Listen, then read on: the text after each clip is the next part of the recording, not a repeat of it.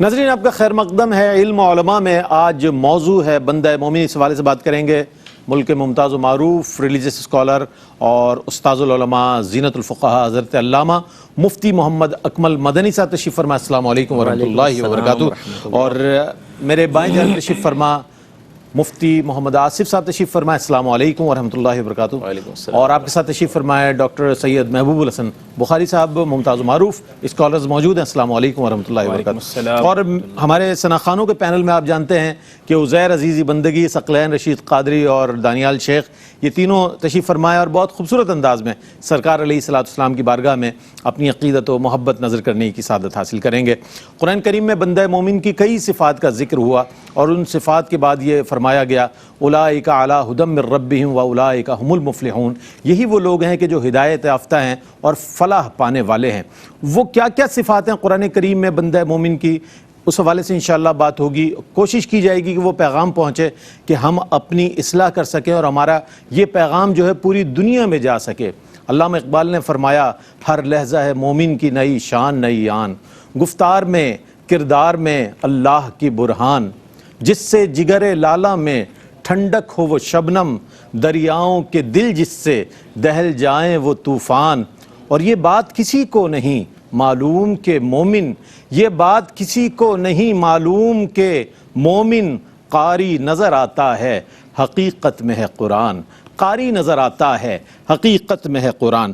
بندہ مومن کی صفات کے حوالے سے میں چاہتا ہوں کہ ابتداً آپ کچھ روشنی ڈال دیں تو پھر انشاءاللہ اس موضوع کو کنٹینیو کرتے ہیں. اعوذ باللہ من الشیطان الرجیم بسم اللہ الرحمن الرحیم. بطور تمہید میں تھوڑا سا ایک تعارف پیش کر دوں تاکہ اس میں لوگوں کو بہت ہی فائدہ ہوگا انشاءاللہ. جی فرمائیے. کہ مومن ایمان سے بنا ہے، صاحب ایمان کو مومن کہتے ہیں، اور ایمان ایک قلبی کیفیت کا نام ہے، اور وہ قلبی کیفیت کو ہم یقین سے تعبیر کرتے ہیں. اور یقین کا مطلب یہ ہوتا ہے کہ جس چیز کے بارے میں ہمارا قلب دو رائے قائم کر سکتا ہے ان میں سے ایک 100% ہو اور دوسری 0 ہو، اسے کہتے ہیں کیفیت یقین. مثلا ہمیں یقین ہے کہ اللہ تعالیٰ ایک ہے. اب اس کے بارے میں دو رائے ہو سکتی ہیں نا کہ اللہ ایک ہے یا زائد ہے، لیکن ہمارا یقین کیا ہے؟ اللہ ایک ہے 100%. اس کے جانب مخالف کہ ایک سے زائد ہے وہ 0 ہے. اس کو یقین کہتے ہیں. اور جو یہ یقین کامل حاصل کرتا ہے اس کو صاحب ایمان کہا جاتا ہے، کیونکہ وہ ایمان یقین کا ہی دوسرا نام ہے، یقین ایمان کا دوسرا نام ہے. اس کا مطلب یہ ہوا کہ اگر اس میں تذبذب پیدا ہو جائے تو وہ حقیقتاً مومن نہیں ہے. یعنی وہ کہے کہ میں اللہ کو ایک مانتا ہوں لیکن یار کچھ شبہ سا ہے مجھے، نہیں ہوگا، کیونکہ 100% درکار ہے. پہلی بات تو یہ چیز ہے. دوسری بات یہ ہے کہ یقین ایمان جو ہے وہ ایک قلبی کیفیت کا چونکہ نام ہے تو ظاہر کو ایمان نہیں کہتے، ظاہر کو اسلام کہا جاتا ہے. ٹھیک ہے کہ جب ہمارے قلب میں ایک ایمان کی کیفیت راسخ ہو جاتی ہے تو کچھ اعمال و افعال ایسے ظاہر ہوتے ہیں کہ جو اس کے ایمان پر دلالت کر رہے ہوتے ہیں، رہنمائی کر رہے ہوتے ہیں. جو ان چیزوں کو اختیار کرتا ہے ظاہر کو اسلام سے تعبیر کرتے ہیں. اس لیے نبی کریم صلی اللہ علیہ وسلم نے ارشاد فرمایا کہ اگر تم کسی کو مسجد میں آتے جاتے دیکھو تو اس کے ایمان کی گواہی دو. حالانکہ ایمان تو قلبی کیفیت ہے، اس کے ظاہری افعال و اعمال ایسے ہیں. اسی لیے جب ہم کوئی کلمہ پڑھ لیتا ہے تو ہم ظاہر کا اعتبار کرتے ہیں. حضرت اسامہ رضی اللہ تعالی عنہ نے ایک مرتبہ ایک کافر کو اوپر تلوار اٹھائی، اس نے کلمہ پڑھ لیا، آپ نے اس کو مار دیا. جب نبی کریم صلی اللہ علیہ وسلم کے پاس یہ معاملہ آیا تو آپ انتہائی غضبناک ہوئے اور آپ نے کہا اسامہ یہ تم نے کیا کیا؟ انہوں نے عرض کیا رسول اللہ اس نے تو میرے تلوار کے خوف کی وجہ سے کلمہ پڑھا تھا. سرکار نے فرمایا کہ کیا تم نے اس کا دل چیر کر دیکھا تھا؟ اللہ اکبر. اللہ. تو کہتے ہیں کہ سرکار اتنے غضب میں تھے اور اتنی دفعہ اس بات کو دہرایا کہ میرے دل میں یہ خیال آنے لگا کہ کاش میں اس سے پہلے مسلمان نہ ہوا ہوتا، یہ مجھ سے کتنی بڑی خطا ہو گئی. تو اس لیے ظاہر کا اعتبار ہوتا ہے.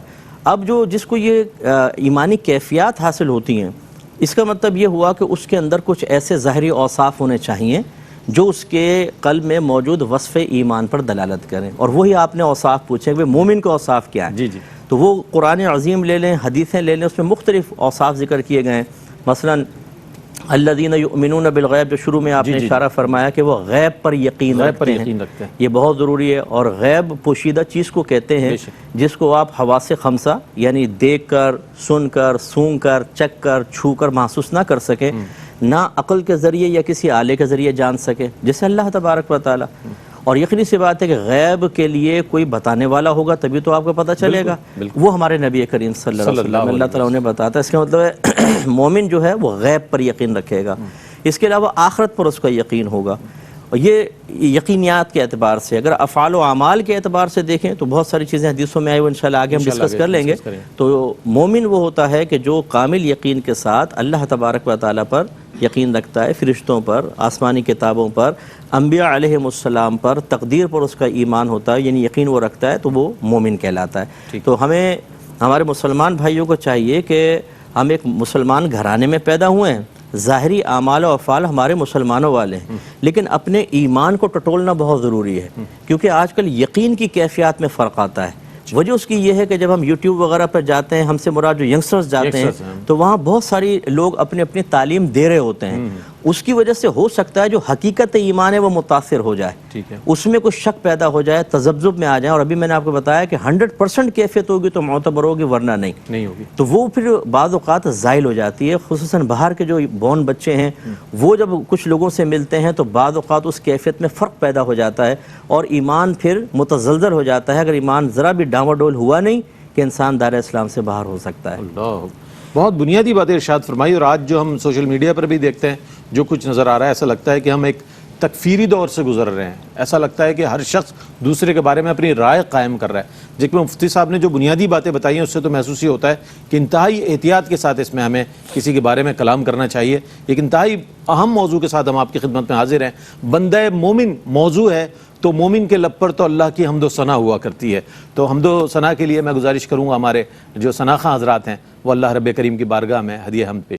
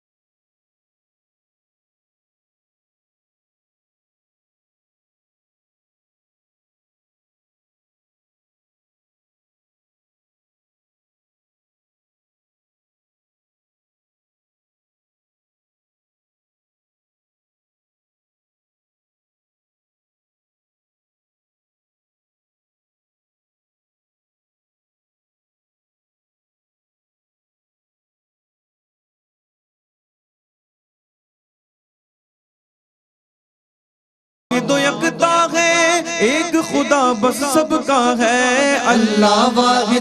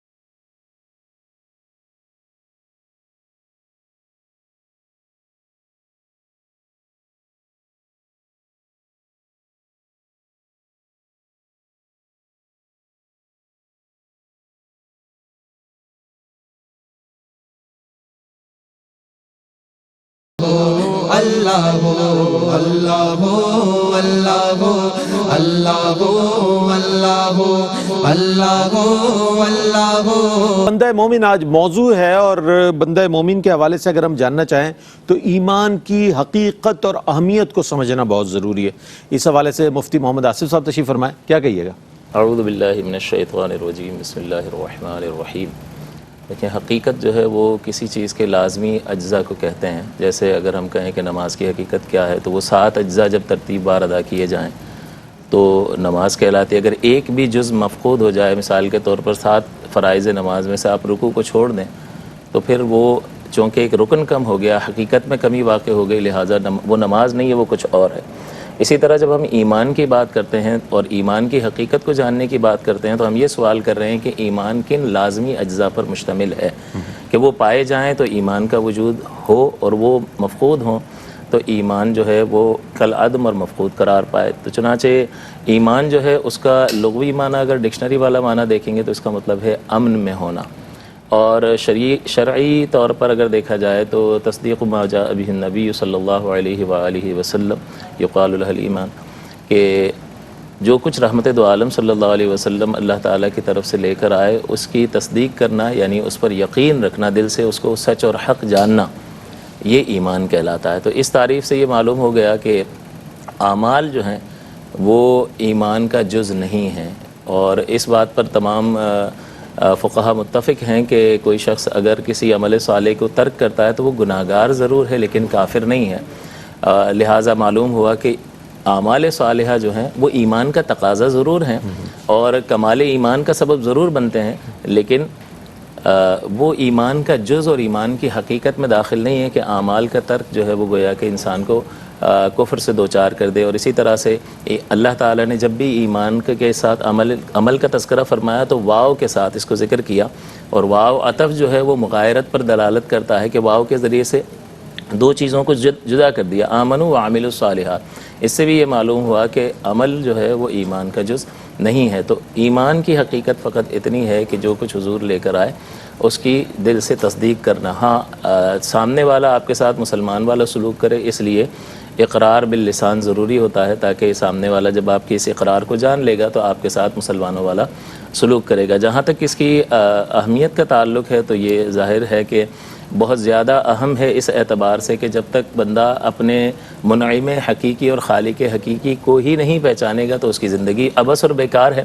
اسی طرح سے اپنے مقصد حیات کو بھی ایمان ہی کے ذریعے سے جانا جا سکتا ہے، اور اللہ تعالیٰ نے انسان میں ایک جذبہ تشکر رکھا ہے کہ جب وہ اپنے وجود کو دیکھتا ہے، اپنے اوپر اللہ تعالیٰ کی ان نعمتوں کو دیکھتا ہے، اپنے اوصاف اور کمالات کو دیکھتا ہے، اور اطراف میں جس قدر اللہ تعالیٰ نے اسے جو کچھ عطا کیا ہے خالق نے، تو اس کا دل چاہتا ہے کہ وہ اس کا شکریہ ادا کرے، لیکن وہ عقل و شعور کے ذریعے سے اس کی وحدانیت کو، اس کے وجود کو جاننے کے باوجود یہ نہیں جان سکتا کہ میں کس طریقے سے اس کا شکر ادا کروں۔ اسے یہ معلوم نہیں ہے، وہ عقل سے نہیں جان سکتا کہ وہ قبلہ رخ کھڑے ہو کر اس طرح سے دو ہاتھ بلند کر کے یوں ہاتھ باندھ لے تو اس کا رب خوش ہوتا ہے، یا صبح صادق سے لے کر غروب آفتاب تک نیت کے ساتھ 3 کاموں سے اگر وہ رک جائے تو اس کا رب خوش ہوتا ہے۔ عقل کے ذریعے سے وہ اس کو نہیں جان سکتا۔ تو جب اللہ تعالیٰ اپنی کامل ہدایت کو اپنے نبی کے ذریعے سے بھیجتا ہے اور ایمان بالرسالت کے ذریعے سے جب بندہ اللہ پر ایمان لاتا ہے تو اسے وہ احکام حاصل ہو جاتے ہیں جو اسے یہ یقین کامل بھی دیتے ہیں کہ یہی وہ ہدایات ہیں جس کے ذریعے سے بندہ اپنے رب کا شکر ادا کرتا ہے۔ تو یہ ایمان اس قدر اہم ہے کہ جس کے ذریعے سے بندہ مومن، ایک شخص کے اندر، ایک انسان کے اندر اللہ نے جو جذبہ تشکر رکھا ہے اس کی تسکین بھی ایمان کے ذریعے سے ہوتی ہے۔ کیا کہنے، جب ایمان کی حقیقت اور اہمیت ان الفاظ میں واضح ہو گئی اور بہت زیادہ اہمیت ہے تو ہم ایمان کے تقاضے بھی جاننا چاہیں گے کہ آیا قرآن و حدیث کی روشنی میں ایمان کے تقاضے کیا ہے؟ ڈاکٹر صاحب میں چاہتا ہوں اس پر کچھ کلام فرمائیے گا۔ بسم اللہ الرحمن الرحیم۔ رئیس بھائی بہت اہم سوال ہے، اور ہم سب مومنین کو اپنے ایمان پر تحدیث نعمت کرنی چاہیے کہ اللہ رب العزت نے ہمیں بہت بڑی نعمت سے سرفراز فرمایا ہے۔ ہاں، اگر اللہ رب العزت نے یہ جو نعمت ہمیں دی ہے، ہمیں یہ ضرور غور کرنا چاہیے کہ اس کے تقاضے کیا ہیں۔ اگر ہم اس بات کو نظر انداز کر دیں کہ یہ ایمان ہم سے کس بات کا تقاضا کرتا ہے، کس بات کی ڈیمانڈ کرتا ہے، تو اسی وقت ہم اپنے ایمان کو محفوظ بھی کر پائیں گے اور کسی سراب یا دھوکے کا شکار بھی نہیں ہوں گے۔ اس لیے سب سے پہلا سوال یہی ہوتا ہے کہ اس ایمان کا تقاضا کیا ہے۔ تو ایمان کی جو اصل ہے وہ ہے توحید۔ جیسے کہ اس سے پہلے بھی گفتگو ہوئی ایمان کے حوالے سے، خاص یہ ہے کہ اللہ رب العزت کو وحدہ لا شریک جاننا۔ تاریخی اور معاشرتی پہلو سے بھی اگر دیکھا جائے تو حضور اکرم صلی اللہ تعالیٰ علیہ وسلم نے جس بات کی دعوت دی مکہ کے اندر وہ توحید تھی، سب سے بنیادی تعلیم یہی تھی۔ لہٰذا توحید ایمان کا تقاضا ہے، یعنی اللہ رب العزت کو وحدہ لا شریک جاننا۔ اچھا، اللہ رب العزت کو خالق مانتے ہوئے اور اطاعت اس کی کرتے ہوئے، یہ جانتے ہوئے کہ چونکہ وہ خالق ہے اس لیے ہمیں اسی کی ہی عبادت کرنی چاہیے، اور عبادت کا لائق ہی وہ ذات ہے، تو لہٰذا ہمیں اس بات کو ذاتی طور پر اور ہر لحاظ سے سمجھنا چاہیے، بات کو ماننا چاہیے کہ اللہ رب العزت ہی وحدہ لا شریک ہے اور اسی کی ہی عبادت کرنی ہے۔ اب جب ہم نے یہ طے کر لیا کہ عبادت صرف ایک ہی ذات کی ہوگی، تو دوسرا سوال یہ پیدا ہوا کہ کیسے کی جائے۔ تو اس کے لیے ہمارے پاس نمونہ عمل چاہیے، جو کہ حضور اکرم صلی اللہ تعالیٰ علیہ وسلم سے بڑھ کر نہیں ہو سکتا۔ لہٰذا ہمیں حضور اکرم صلی اللہ تعالیٰ علیہ وسلم کی زندگی، آپ کا اسوہ، آپ نے جن احکامات کو جس انداز میں کیا، جیسا کہ اس سے پہلے بھی گفتگو ہوئی کہ نماز کو کیسے پڑھنا ہے، کس سمت میں پڑھنا ہے، روزہ کیسے رکھنا ہے، زکوٰۃ کی شرح کیا ہوگی، حج کیا ہے، حقوق اللہ کیا ہیں اور حقوق العباد کیا ہیں، کس طرح آپ نے اس معاشرے میں اپنی زندگی کو گزارنا ہے اور کس طرح آخرت کو آپ نے پروٹیکٹ کرنا ہے۔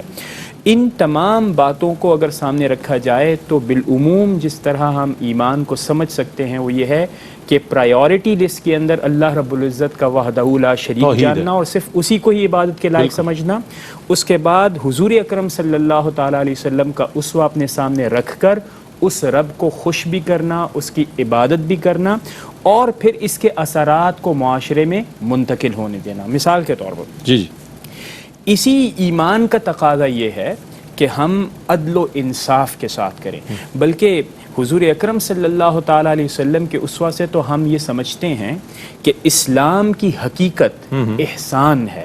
احسان کا مطلب یہ ہے کہ جب معاملات کی بات آئے تو فرض کریں کہ انصاف کا تقاضا یہ ہو کہ آپ کے جو سامنے شخص ہے اس کے ساتھ آپ برابری کریں، لیکن اسلام اس بات کا تقاضا کرے گا کہ برابری سے بڑھ کر اس کو دیا جائے۔ جب دینے کی بات آئے تو زیادہ دی جائے، جب محبتوں کی بات آئے تو شفقت فرمائی جائے۔ تو لہٰذا اس طرح ان تمام چیزوں کو اگر ہم ملا کر دیکھیں تو ایک یونیفائڈ پرسیپشن جب آپ کے سامنے آتا ہے تو اسلام کی حقیقت یہ ہے۔ اور اکثر لوگ اس سے چونکہ واقف نہیں ہوتے، بعض اوقات وہ اعمال کو اور کچھ بعض اوقات ایسے اعمال کو ترجیح دینا اپنی زندگی میں شروع کر دیتے ہیں جن کی اہمیت اس انداز میں نہیں ہوتی جس طرح کے توحید کے تقاضے ہوتے۔ ٹھیک ہے، تقاضے بھی بیان ہوئے، اہمیت اور حقیقت بھی بیان ہوئی۔ اب ہم یہ جاننا چاہیں گے کہ آیا جیسے کہ ایمان کے حوالے سے بات ہوئی، بندہ مومن کے حوالے سے بات ہوئی، تو بندہ مومن کی علامات اور خوبیاں کیا ہونی چاہیے؟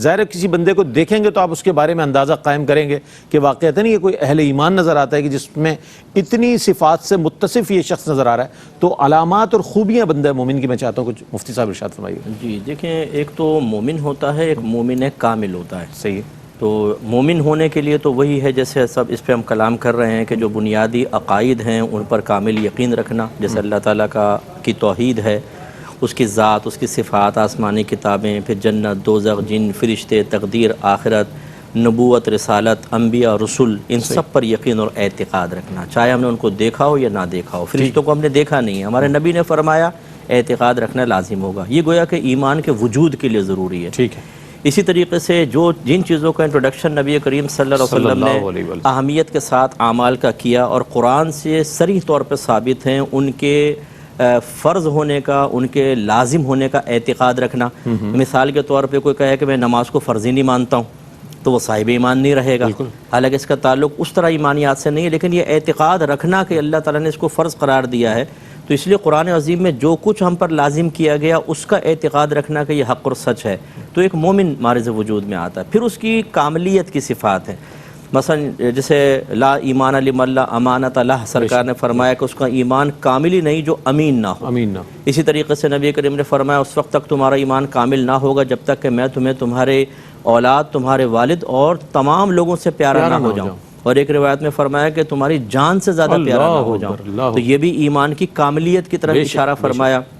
اسی طرح جو منافقین کی علامت بیان فرمائی، اگر اس کا جسٹ اپوزٹ لے لیں تو وہ کامل مومن کی علامات ہوں گی۔ مثلا سرکار نے فرمایا کہ منافق وہ ہوتا ہے جو بات کرے تو جھوٹ بولے، لڑائی جھگڑا ہو جائے تو فوراً گالی گلوچ پر اتر آئے، وعدہ کرے تو وعدہ خلافی کرے، اور اگر وہ اس کے پاس کوئی امانت رکھوائی جائے تو خیانت کا مرتکب ہو جائے۔ اس کا مطلب اس کا جسٹ اپوزٹ جو آدمی کرتا ہے وہ کامل مومن ہوگا۔ اسی طرح مسلمان کے بارے میں اگر سے لفظ مسلمان استعمال ہوا، لیکن مومن یہاں مراد ہے کہ مومن مسلمان وہ ہے کہ جس کے ہاتھ اور زبان سے دوسرے مسلمان محفوظ ہوں، تو اس کا مطلب ہے کہ وہ کامل مسلمان کامل مومن ہوگا، کیونکہ جب کامل مسلمان ہوگا کامل مومن ضرور ہوگا، کیونکہ اس کا وصف ایمان ہی اسے ظاہری اعمال اور افعال کو اختیار کرنے کی طرف رہنمائی فراہم کرتا ہے۔ اس کا مطلب یہ ہوا کہ اب کامل مومن وہ ہے، اس کے علامات یہ ہوں گی کہ ایک تو اعتقادات اور اس کا جو ایمانیات ہیں یا جس پہ وہ ایمان رکھتا ہے وہ بالکل پرفیکٹ ہو، کمپلیٹ، اور وہ اس نے باقاعدہ سیکھے ہوں، کیونکہ سیکھنے کے بغیر کبھی بھی انسان کا اعتقاد کامل نہیں ہو سکتا۔ ہمارے ہاں جیسے گھروں کے اندر آپ یہ دیکھ لیجئے، فلاں سے یہ بات سنی، فلاں سے یہ بات سنی، ہم نے توہم پرستی کے بارے میں کیا۔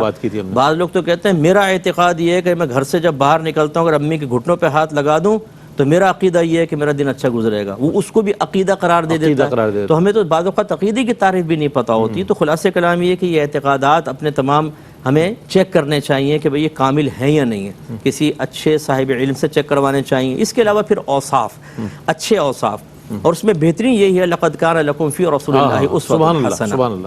آسان الفاظ میں یہ ہے کہ ضرور بے شک نبی کریم صلی اللہ علیہ وسلم کی عملی زندگی میں تمہارے لیے بہترین عملی نمونہ ہے۔ تو آپ کی زندگی کا مشاہدہ کریں، اس کے مطابق افعال و اعمال اختیار کریں، تو انشاءاللہ کامل مومن بھی بنیں گے، اس کی علامات بھی ہمارے اندر اچھی ظاہر ہوں گی اور اچھے اوصاف کے حامل بھی ہو جائیں گے، اعتقاد کے لحاظ سے بھی کامل، اعمال کے لحاظ سے بھی۔ کیا اچھی بات کی آپ نے، ایمان اور اعتقاد کے ساتھ۔ اچھا، الا الذین آمنوا وعملوا الصالحات، ایمان بھی ضروری ہے، عمل صالح بھی ضروری ہے۔ آپ نے جو ارشاد فرمایا اس میں ایمان کی تو بہت زیادہ حقیقت اور اہمیت واضح ہو رہی ہے، لیکن عمل کے حوالے سے ہمارے یہاں دیکھا ہے کہ وہ اللہ پہ بڑا یقین ہے، عمل کچھ بھی نہیں ہے۔ حضرت اس حوالے سے بھی کچھ رہنمائی فرمائیے گا۔ جیسے حضرت نے بیان فرمایا کہ جہاں پہ بھی اللہ تعالیٰ نے اکثر ایمان کا ذکر فرمایا وہاں عمل صالح کا بھی فرمایا۔ عمل صالح بہت ضروری ہیں، کیونکہ عمل صالح اگر نہ ہو تو یہ ایمان بھی کمزور پڑ جاتا ہے۔ اس کی وجہ یہ ہے کہ نفس و شیطان غالب آتے ہیں۔ جب نفس و شیطان کا غلبہ ہوتا ہے تو پھر وہ ہمارے دل میں موجود ایمان کے اندر دراریں ڈالتے ہیں۔ زوال ایمان کا مطلب ہی یہ ہے کہ جو یقین آپ کو حاصل تھا اس یقین میں یا تو شک پیدا کر دیتا ہے شیطان، یا اس یقین کو ختم کر دیتا ہے۔ ایسا نہیں ہے کہ ایمان زائل ہو تو ایک کندھا ہلکا سا ہو جائے، ایک بھاری ہو جائے، ہم کہیں ایمان نکل گیا، وہ تو بس یقین کو زائل کرنے کا نام ہے نا۔ تو جب انسان بہت زیادہ گناہ کرتا ہے تو دل پہ سیاہی چھا جاتی ہے اور وہ قلب نفس و شیطان کے وساوس کو جلدی قبول کرنے لگتا ہے، اس سے ایمانیات میں فرق آتا ہے۔ آپ یہ دیکھیں بہت سی بہنیں کہتی ہیں کرائسس میں آ جائے نا، اللہ تو ہمیں بھول گیا، یہ کیا ظلم کر رکھا ہے، کیا یہی اللہ کا عدل و انصاف ہے؟ ہم ہی رہ گئے تھے۔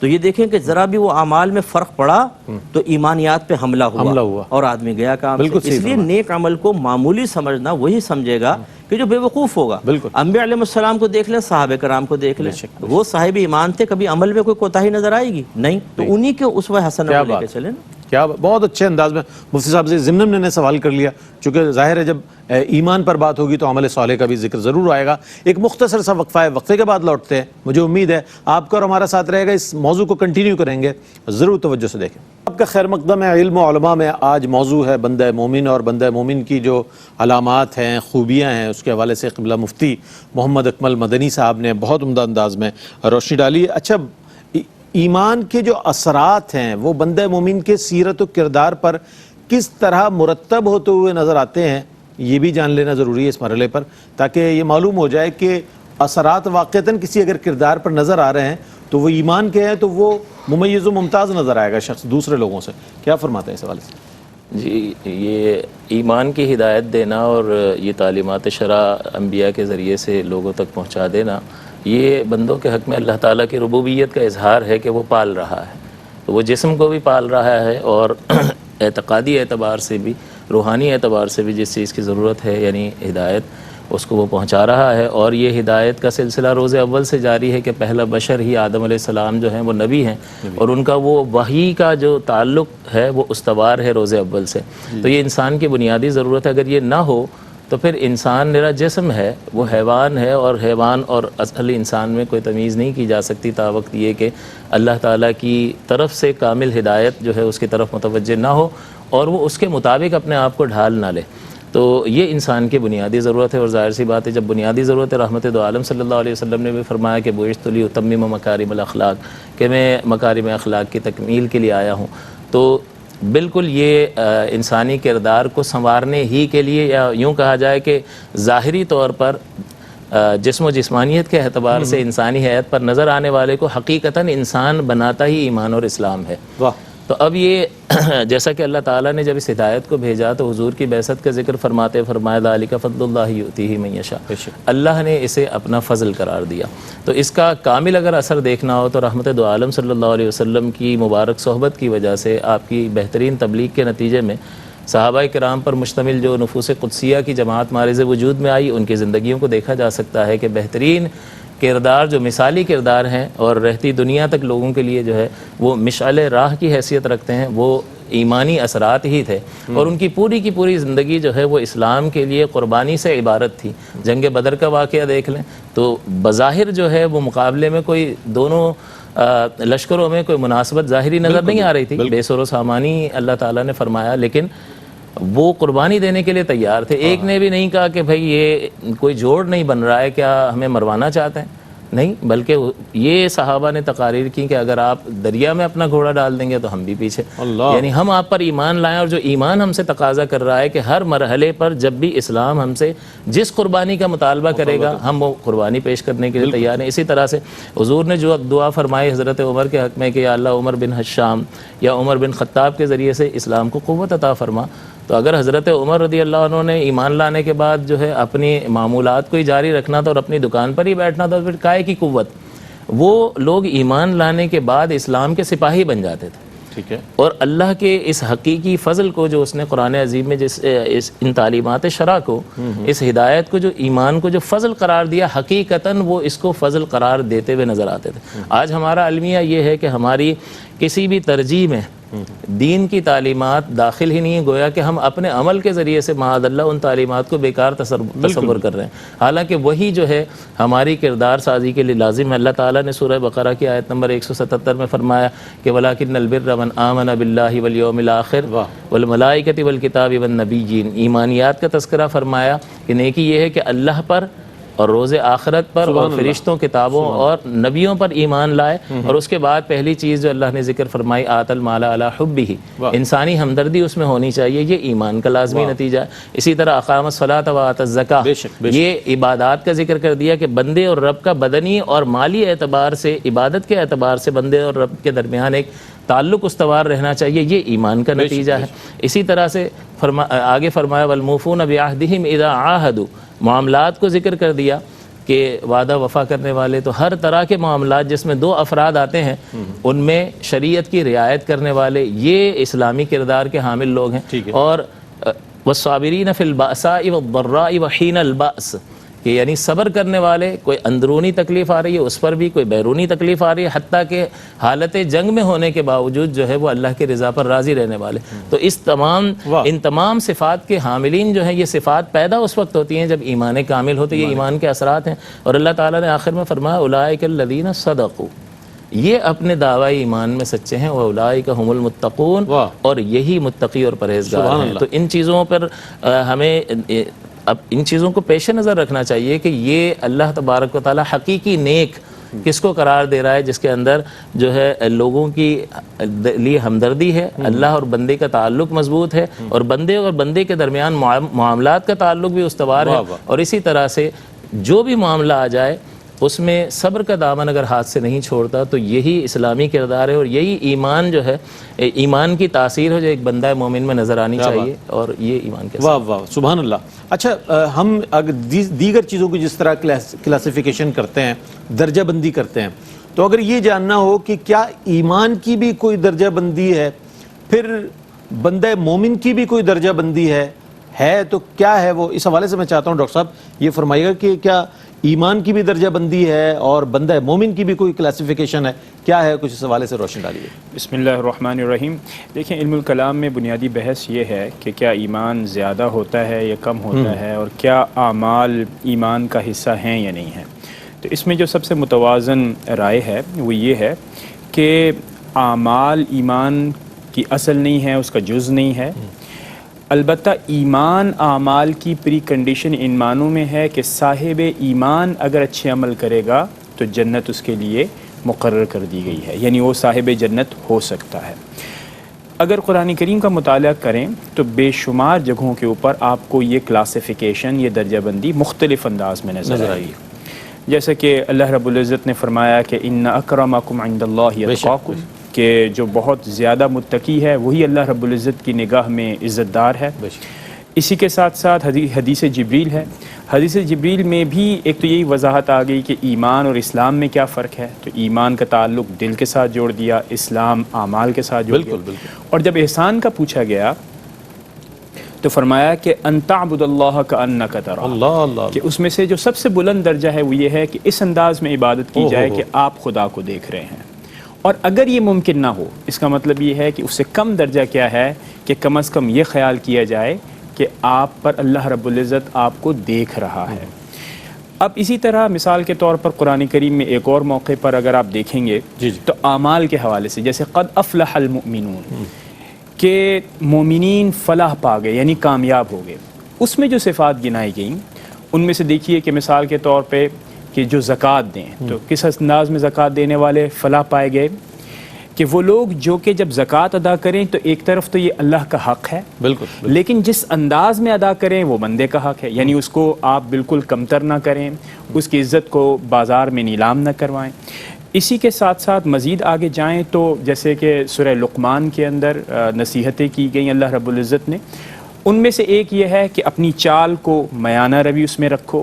خرچ میں مختلف مقامات پہ بیان کیا گیا کہ اس میں میانہ روی رکھی جائے، اس میں بخل نہ ہو، اس میں فضول خرچی نہ ہو، آواز کو پست کیا جائے، صحیح ہے. اس کے ساتھ ساتھ اپنی نظروں کو نیچے کیا جائے، یعنی اعتدال ہی اعتدال ہے. اور اس میں جو ہمارے لیے نمونہ عمل ہے وہ حضور اکرم صلی اللہ تعالیٰ علیہ وسلم کا اسوہ حسنہ ہے. گاہے بگاہے آپ کو نظر آئے گا کہ مختلف مواقع پر حضور اکرم صلی اللہ تعالیٰ علیہ وسلم نے اپنے امور کو کس طرح پایا انجام کو پہنچایا. تو اگر ہم ان صفات پر غور کریں تو ہمیں نظر آئے گا کہ ایمان کا ایک کمال ہے. تو ایمان کا جو ذائقہ ہے وہ اس طرح چکھا جا سکتا ہے کہ قرآن کریم کی ایک آیت مبارکہ ہے کہ نماز ادا کرو چونکہ یہ برائی سے روکتی ہے. آپ نے اکثر دیکھا ہوگا کہ نماز تو ہم میں سے اکثر لوگ ادا کرتے ہیں لیکن نماز خود آپ کو برائی سے نہیں روکتی. کیوں؟ کیونکہ نماز کے اندر وہ کیفیت ہی پیدا نہیں ہوتی، جیسے جس کو کہا جاتا ہے خشوع.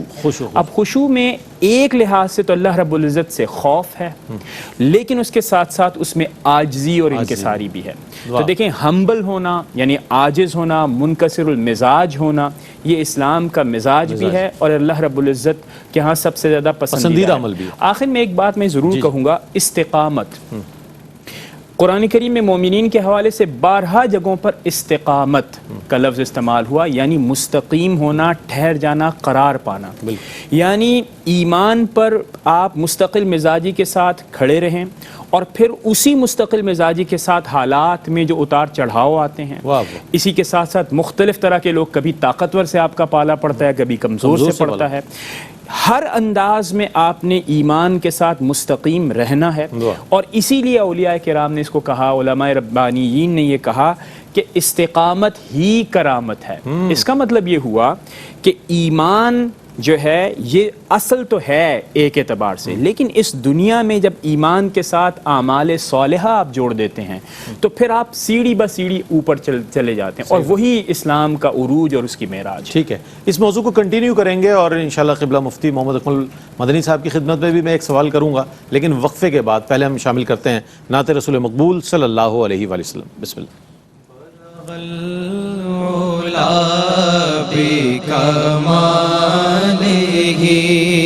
کشف دجا بجمالہ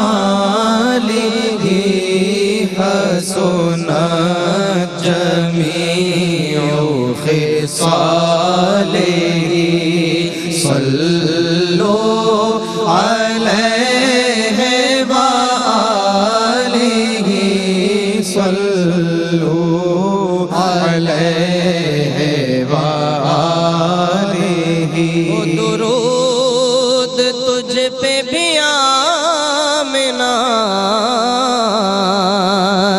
تیرے چاند پر بھی سلام ہو درود تجھ پہ بھی آمنا،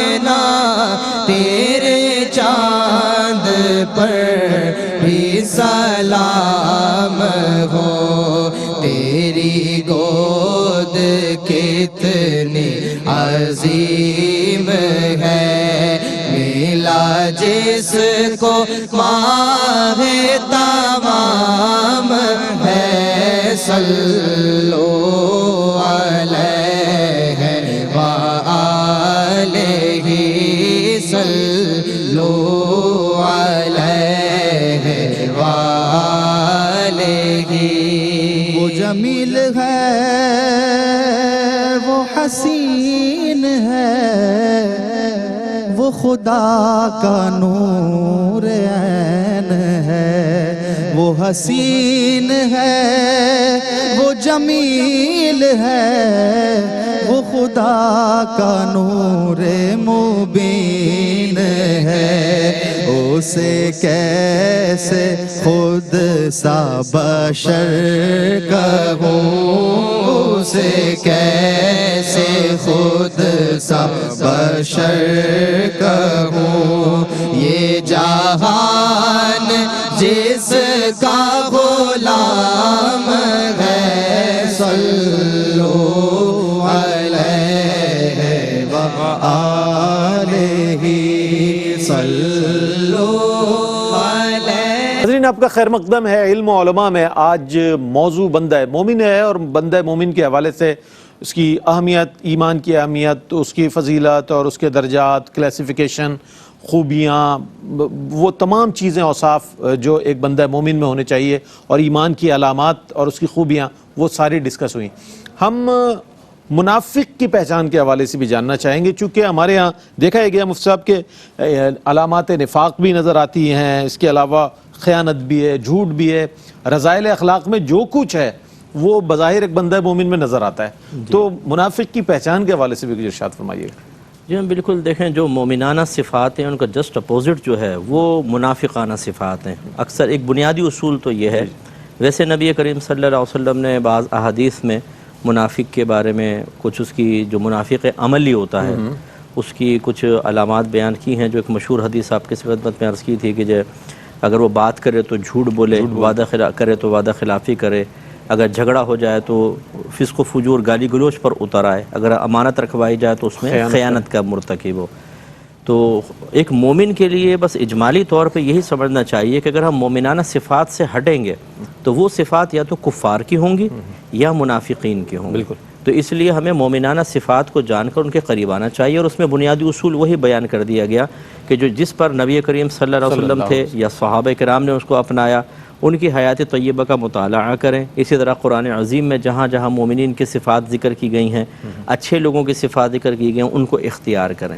اور میرے خیال میں آج کل کے دور میں اجمالی طور پہ تو ہر مسلمان تقریباً کچھ چیزوں کو جانتا ہی ہے. بات یہ ہے کہ ہمارے ہاں ماحول نہیں ہے کہ جس میں ہم سیکھی ہوئی چیز پر عمل پیرا ہونے کی ہمت کر سکیں. ایک تو اس میں نفس کی بھی چالیں ہیں، کچھ شیطان کا بہکاوا ہے، ہماری سستیاں ہیں. دوسرا پھر یہ ماحول ایک ایسا ہے کہ رکاوٹ ڈالتا ہے. بچہ اگر سچ بولنے لگے تو ماں باپ کہتے ہیں تو پاگل ہو گیا، سچ بول رہا ہے. اگر وہ آگے جائے وہ محلے والی اور لڑکی سے پوچھنے بیٹا کھانا تو بنانا آتا ہوگا، وہ کہتے ہیں نہیں خالہ میں نے تو نہیں بنایا. تو جاتی ہے تو ماں پسلی کے نیچے گھونسا مارتی ہے اس کے کہ کم وقت تو نے سچ کیوں بولا، کیا ضرورت ہے تجھے. انہوں نے آ کے پوچھا کتنے سال عمر ہے، اس نے کہا 28 سال. ماں 16 سال کہہ چکی تھی. وہ تو بھانڈا پھوڑ دیا اس نے. وہ نکلنے کے بعد پھر وہ ٹوٹ پڑتی ہے بیٹی کے اوپر کہ تجھے سچ بولنے کی ضرورت کیا تھی، یہ بتا. پتہ ہی کچھ نہیں ہے. اسی طرح بچے کو دکان پہ بٹھایا، اس نے کہا کہ جس میں یہ عیب ہے شریعت کے مطابق بتا دیا، تو اس کے جانے کے بعد کنپٹی پہ گھونسا باپ کا لگے گا زوردار کہ تو یہ کیا ضرورت تھی یہ بتانے کی، چپ چاپ بیچ دیتا. تو خلاصہ کلام یہ ہے کہ جب کوئی آدمی مومنانہ صفات اختیار کرنے لگے تو یہ معاشرہ ظالم معاشرہ سامنے آ جاتا ہے. بالکل. باس کہے رشوت لو، وہ بولے یہ تو مومنانہ صفت ہی نہیں ہے، میں نہیں لوں گا. وہ کہے گا چل بیٹا پھر باہر نکل. یہ مصیبت ہے، نقصان کر رہا ہے. جی ہاں. تو خلاصہ کلام یہ ہے کہ مومنانہ صفات کو فی زمانہ اختیار کرنے کے سلسلے میں بھی ایک ہمت اور غیرت ایمانی درکار ہے. اس لیے ہمیں چاہیے کہ ایسے لوگوں کے قریب رہیں کہ جن کے قریب رہنے سے یہ ہمت بڑھے اور ان کے ساتھ رہنے سے ان چیزوں پر عمل پیرا ہونا آسان ہو جائے. جب تک ہم یہ صحبتیں اختیار نہیں کریں گے، ایک اجنبی ماحول میں رہتے ہوئے اگر ہم چاہیں کہ کامل بن جائیں، یہ ناممکن تو نہیں ہے لیکن مشکل ترین ضرور ہے. بہت اچھی بات کہی. اور فی زمانہ اگر ان چیزوں سے بچنا ہم چاہیں تو یہ امر محال نظر آتا ہے، چونکہ ہر طرف ایک ایسی صورتحال نظر آتی ہے کہ انسان بچ نہیں سکتا. یعنی کہ آپ کہیں کہ اگر دینی کاموں کے حوالے سے بھی ہم دیکھیں، اس میں بھی اگر ہم شامل ہونا چاہیں تو اس میں بھی کہیں نہ کہیں ہمارے لیے مسائل پیدا ہوتے ہوئے نظر آتے ہیں. اچھا، میں چاہتا ہوں کہ بندہ مومن کی چونکہ صفات کے حوالے سے بات ہو رہی ہے، تو مصعب یہ فرمائیے گا کہ کیا ماحول بھی بندے کے ایمان پر یا دیگر چیزوں پر اثر انداز ہوتا ہے کہ وہ اس کا یقین متزلزل ہوتا ہے اور پھر وہ ان خرافات کی طرف چلا جائے اور مطلب اپنے نقصان کی طرف چلے جائے؟ کیا فرمائیے گا؟ جی بالکل، صحبت کا اثر تو ضروری طور پر ہوتا ہے. سورہ فاتحہ کا اگر مطالعہ کریں تو اس میں جب ہم اللہ تعالیٰ سے ہدایت طلب کرتے ہیں اہدنا الصراط المستقیم، کہ یا اللہ ہمیں سیدھی راہ چلا، تو کون سی راہ سیدھی ہے؟ صراط الذین انعمت علیہم، کہ جن پر تو نے اپنا انعام فرمایا. تو گویا کہ یہاں پر صحبت ہی کی بات کی جا رہی ہے، اور شخصیت کی اہمیت کو اجاگر کیا گیا ہے کہ جو اللہ تعالیٰ کے منتخب بندے ہیں، جو صراط مستقیم پر چلنے والے ہیں، اگر ان کی صحبت اختیار کرو گے تو پھر ان کی صحبت اختیار کرنا ہی جو ہے وہ تمہارے لیے راہ راست پر چلنے کا باعث بنے گا اور بلندی درجات کا سبب بھی بنے گا. اور پھر قرآن کا مزید مطالعہ کرتے ہیں تو اللہ تعالیٰ فرماتا ہے انعم اللہ علیہم من النبیین والصدیقین والشہداء والصالحین. تو اللہ تعالیٰ نے یہ درجہ بندی جو مومنوں کو درجات عطا فرمائے ان کا بھی ذکر فرما دیا. تو انسان اپنی عملی کوشش کے ذریعے سے بہرحال نبوت یا ولایت تو حاصل نہیں کر سکتا کہ یہ تو وہابی اشیاء ہیں. اس کے علاوہ جتنے بھی درجات ہیں وہ کوشش کرے اور اللہ تعالیٰ کی فرما برداری کو اختیار کرے. اور اس سلسلے میں یہ صحبتیں جو ہے وہ بالکل معاون اور مددگار ثابت ہوتی ہیں. اور دیگر چیزیں بھی ہیں جیسے علم کا حاصل کرنا، کتب کا مطالعہ کرنا، علماء کے بیانات وغیرہ سننا. تو یہ صحبتیں جو ہیں وہ ضرور انسان کے کردار میں ایک مثبت تبدیلی لا کر اسے اللہ کی فرمانبرداری کی طرف مائل کرتی ہیں. ٹھیک. اچھا ڈاکٹر صاحب یہ بتائیے گا کہ ہم اپنے لیے بھی یہ چاہتے ہیں، اپنی اولاد کے لیے بھی یہ چاہتے ہیں کہ ہم کامیاب بزنس مین بن جائیں، بہت ہمارا اسٹیٹس ہو، بہت کچھ ہو، لیکن بندہ مومن بننا ہماری پرائرٹی میں نظر نہیں آتا. حالانکہ اس کی بہت اہمیت ہے، اس کی حقیقت پر بات ہوئی، اس کے انعامات پر بات ہوئی. قرآن کریم خود وہ فلاح پانے والوں میں قرار دے رہا ہے ان لوگوں کو کہ جو ایمان رکھتے ہیں اور اس کی حلاوت رکھتے ہیں. تو کیا ہماری پرائرٹی میں نظر نہیں آتا، ترجیحات میں نظر نہیں آتی یہ بات؟ کیا فرمائیے گا سوال سے؟ مرور زمانہ سے کافی تبدیلیاں آئی ہیں اور ہماری ترجیحات میں اب دنیا اس کی کامیابی ہمارے لیے زیادہ اہم ہے اور آخرت کی کامیابی ہمارے لیے کم اہم ہے. اس کا ایک بہت اچھا موازنہ اس انداز میں کیا جا سکتا ہے کہ سب سے پہلے ہماری فکر یہ ہوتی ہے، بچہ 2 سال کا ہوتا ہے تو سب سے پہلے فکر یہ پڑ جاتی ہے کہ کس اسکول میں آپ نے کروانا ہے. کبھی کسی قاری، کبھی کسی عالم کی محفل میں جانا، کسی بزرگ کی محفل میں جانا، اس کی کوئی پلاننگ نہیں کی جاتی. حتیٰ کہ مغرب میں تو بچوں کی پیدائش سے پہلے اس بات کے حوالے سے بہت غور و خوض ہوتا ہے کہ کب بچے کی پیدائش ہوگی، کس ڈیٹ کو ہوگی، تاکہ وہ کوالیفائی کرے کہ کس اسکول میں اس کا ایڈمیشن ہوگا. یہ ایک انتہا ہے. جو دوسری بات میں کہنا چاہوں گا اس پورے پلیٹ فارم سے وہ یہ ہے کہ ہم میں سے اکثر لوگ یہ دیکھنے میں آتا ہے، لوگ سنتے ہیں اپنے آس پڑوس کے اندر کہ صاحب ایمان ہونے کو وہ یہ سمجھتے ہیں ہم تو پیرنٹس کی طرف سے ہیں. ہاں جی، موروثی مسلمان خاندان میں ہم پیدا ہو گئے. حالانکہ رئیس بھائی یہ اتنے بڑے اعزاز کی بات ہے کہ آپ یہ دیکھیں کہ صحابہ کرام اور پھر پورے 1400 سال کے اندر دیکھیں کہ مسلمانوں نے صاحب ایمان ہو کر بہت اچھے اعمال کیے اور انہوں نے اس ایمان ہونے کے لیے قربانیاں دی ہیں. تو اگر آپ کو بغیر قربانیاں دیے ہوئے یہ ایمان مل گیا ہے اور اللہ رب العزت نے آپ کا انتخاب کر لیا ہے، اس پر بھی آپ کو تحدیث نعمت کرنی چاہیے. اب تو آپ نے صرف ایک سٹیپ آگے جانا ہے اور اپنے ایمان کو منور کرنا ہے، مزین کرنا ہے اعمال کے ساتھ. تو سب سے پہلے تو ہمیں اللہ رب العزت کے سامنے شکر بجا لانا چاہیے کہ اللہ رب العزت نے ہمیں ایک مومن گھرانے میں پیدا کیا اور پیدا کرنے کے بعد پھر ہم اس مسلم معاشرے میں موجود ہیں. آج آپ مغرب میں جائیں، آپ امریکہ، یورپ اور یورپ میں بالخصوص جرمنی، فرانس میں جائیں تو وہ ماحول ہی ایسا ہوتا ہے کہ اگر آپ روزہ رکھنا چاہیں تو آپ کو 100 دفعہ تو چیزوں کو مینیج کرنا پڑتا ہے. حلال فوڈ کھانے کے لیے آپ کو مختلف اپلیکیشنز کے ذریعے سے مختلف شاپنگ سینٹرز میں جانا پڑتا ہے. اس کا مطلب یہ ہے کہ الحمدللہ ثم الحمدللہ ہمیں یہ کہنا چاہیے کہ ہم ایک مسلم معاشرے میں رہتے ہیں، والدین مسلمان ہیں. تو اب ہمیں صرف ہلکی پھلکی سی چیزوں کو آگے لے کے جانا ہے کہ اچھی صحبت تلاوت کا انتخاب کیا جائے، اچھے قاری سے قرآن کریم کی تلاوت کی جائے، کسی اچھے عالم سے بیٹھ کر ہم یہ سمجھ پائیں کہ بھئی قرآن کریم ہم سے کس بات میں مخاطب ہے، وہ کیا کہہ رہا ہے، اور علماء کرام سے بنیادی مسائل کو سیکھ لیں۔ اس کے بعد پھر اپنی زندگی کو منور اور مزین کرتے چلے جائیں اچھے نیک اعمال سے۔ صرف اسی پلیٹ فارم پہ ایک چیز اور، ہمارے ہاں کئی بچے نوجوان یہ سمجھتے ہیں کہ پاک بازی یعنی پیور ہونا اس کو کوئی بہت اچھی صفت نہیں گنتے ہیں، حالانکہ یہ اللہ رب العزت نے جو ایمان میں سب سے ہائر رینکس کے اوپر لوگ ہیں ان کی بنیادی صفت بنائی ہے۔ تو پاک باز ہونا، صاحب ایمان ہونا، امانت دار ہونا، سچ بولنا، یہ وہ کردار کے پختہ صفات ہیں کہ یہ قوموں کو قوم بناتی ہیں، اور انسان تو انسان، قومیں بھی ترقی کرتی ہیں ایسے انسان ہوں۔ تو لہٰذا ہمیں ان صفات پر، ان کردار کے ان ورچوز کے اوپر کام کرنے کی ضرورت ہے۔ اور یہاں پر میں والدین سے بھی مخاطب ہوں گا کہ جو کنٹمپریری ایجوکیشن سسٹم ہے اس کے اندر کردار کی کوئی بات نہیں ہے، اس میں نہ صبر سکھایا جاتا ہے، نہ استقامت سکھائی جاتی ہے، نہ خشوع و خضوع ہے، نہ کردار کی پختگی کے حوالے سے کوئی چیز ہے۔